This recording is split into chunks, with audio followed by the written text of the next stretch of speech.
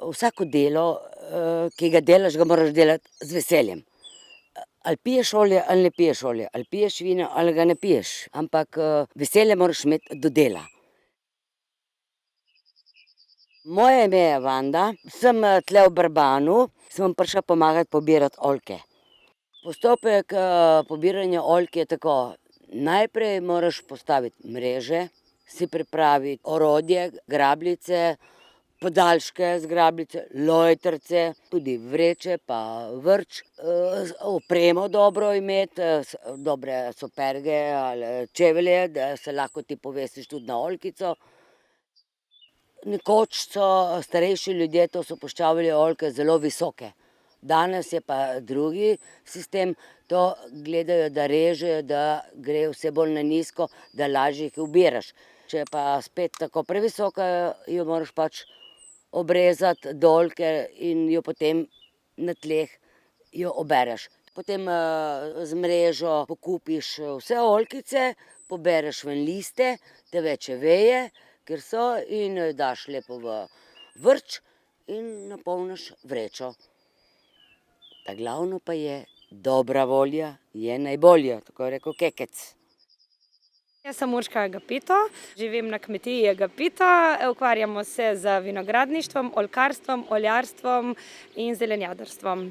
Tukaj na obali je najbolj pogosta oziroma avtohtona sorta istrska belica, drugače pa je ogromno sort tudi pri nas že v Sloveniji, tako da med njimi so še ličino, maurino, bugo, pendolino, pa kakšne stare istrske sorte, tako da v bistvu veliko je zdaj novih sort tudi iz tujine. Imamo res velik asortiman sort. Nekako smo pa v bistvu tista skrajna točka, mi pa Goriška Brda, kjer naj bi oljka še uspevala, no. Torej, sam postopek pridelave olja se začne že v oljčniku, kjer celo leto skrbiš za dobro rast, se pravi, najprej je treba malo pognojiti oljke, treba jih je pravilno obrezati. Če je možnost v primeru, bomo rekli, velike suše, tudi kakšno drevo zaliti. Potem pa sledi oktober, november, kjer se oljke obirajo, obira se glede na sorto in potem se oljke lepo očisti. Fajn je, da se očisti vejice pa perje, ker danes se obira vse s stroji. Potem se pa oljke pripelje v oljarno in tukaj se oljke najprej zvaga, da vidimo, ker na podlagi tega izračunamo procent olja, ki ga oljka vsebuje.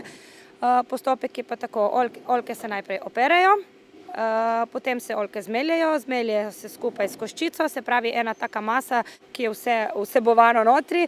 Tale masa potem gre v ene take rezervoarje, kjer je en polž, ki to maso mesi nekaj časa, priporočljivo 45 minut, da se v bistvu res lepo sprostijo vsi polifenoli pa vse sestavine, katere pripomorejo, da je olje res kvalitetno in tako, kot mora biti.